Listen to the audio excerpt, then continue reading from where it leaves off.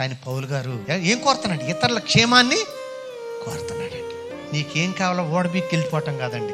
నేను తీసుకుంటే నీకెలా, నేను తీసేసుకుంటే నీకెలాగమ్మా అని అడగాలి. ఇతరులు మనకు పెట్టొచ్చండి, కానీ అప్పుడు మనం ఏం ఆలోచించాలంటే, ఈ ఉన్నత నాకు ఇచ్చావు కదా, ఈ ఉన్నత నాకు ఇచ్చావు కదా, కాబట్టి నీకేంటి అని అడగాలండి.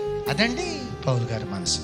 అది స్వప్రయోజనము కోరందండి. అంటే ఆయన ఏం కోరుకుంటానంటే సంఘక్షేమమే ఆయన క్షేమం అండి. ఎవడైనా తొట్టుపడితే నేను తొట్టుపడినట్టు కాదా, ఎవడైనా ఆత్మీయంగా బలహీనుడైపోతే నేను బలహీనుడును కానా, ఆ స్వభావం ఎవరికి ఉందండి? మన సహోదరులు ఎంతమంది బలహీనులుగా ఉన్నారు ఆత్మీయంగా. ఎప్పుడైనా తమ్ముడా నువ్వెందుకు ఇలా ఉంటున్నావు, బుధవారం శనివారం ఎందుకు సమయానికి రాలేకపోతున్నావు, ఇదిగో నువ్వెందుకు ఇలా ఉంటున్నావు, ఎప్పుడైనా సంప్రదించారా, ఎప్పుడైనా మాట్లాడారా? నీకుగా నువ్వు వస్తున్నావు, నువ్వు మాత్రం ఏ చెడ్డ పేరు సంపాదించుకోకుండా నీకుగా నువ్వు శుభ్రంగా బ్రతుకుతున్నావు సంఘంలో.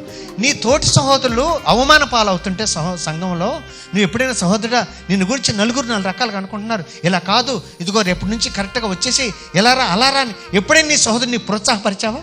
అంటే నీ సహోదరుడు పడిపోయి కుంటుతూ ఉంటే అది నీకు తొట్టుపాటు కాదు.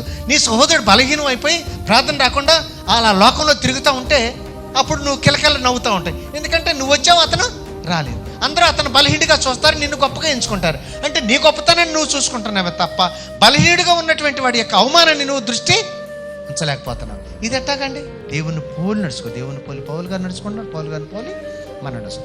అంటే ఏం లేదండి, ఏ వ్యక్తి అయితే స్వప్రయోజనం కోరుకోడో ఇక అతనికి ఇంకా అతని చుట్టూ క్షేమమే ఉంటుందండి.